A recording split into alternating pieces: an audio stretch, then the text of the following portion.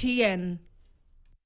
Na tusonge mbele. Kiongozi wa chama cha Wiper Kalonzo Musyoka sasa anasema kwamba hivi karibuni atatangaza mambo ambayo walizungumza na aliyekuwa kiongozi wa ODM marehemu Raila Odinga kuhusu mwelekeo wa taifa hili. Kalonzo alihudhuria mazishi ya dadake Raila, Beryl Acheng Odinga, huko Kang'o Kajaramogi. Anasema jamii ya Luo inastahili kumuunga mkono baada ya kushirikiana na Raila Odinga kwa miaka 15, kwa baadhi ya viongozi eneo la Nyanza waliohudhuria mazishi hayo wakisema jamii hiyo haina shida na Kalonzo bali washirika wake katika mrengo wa upinzani. Daniel Kariuki na taarifa zaidi. Mazishi ya Beryl Acheng Odinga, dadake aliyekuwa waziri mkuu Raila Odinga, yalifanyika Bondo, kaunti ya Siaya, yakiwaleta pamoja viongozi wanaounga mkono serikali ya broad-based na upinzani, huku kiongozi wa Wiper Kalonzo Musyoka akisema jamii ya Luo inastahili kumuunga mkono kwenye uchaguzi ujao. And recently when I came to mourn with our sister Mama Aida, we spoke openly. Sasa Kenya haiwezi kuwa nchi nyingine.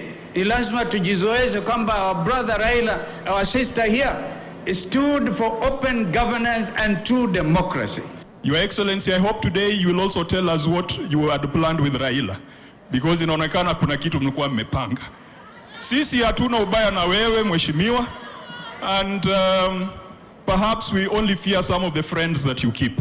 Kauli hii kiibua maswali kuhusu uungwaji mkono wa kisiasa na mustakabali wa miungano nchini kwenye siasa za mwaka 2027. Many people have said things that Raila told them. But there is one thing Raila also told us about Kalonzo Musyoka. He told us not to scandalize, not to attack, and not to antagonize Kalonzo Musyoka. Waswahili wanasema usiache mbachao kwa msala upitao. Know that if anything happens and you want to look back to where your friends are, you can count on Stephen Kalonzo Musyoka, you can count on Wamalwa. In Luo Nyanza, in every part of the country, we will be led by the Raila vision.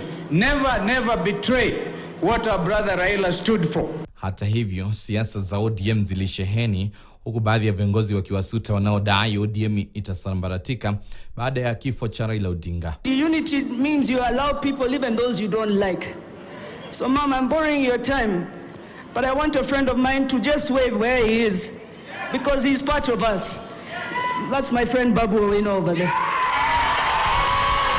I want to tell those people today that we may look weak because we are still mourning our party leader.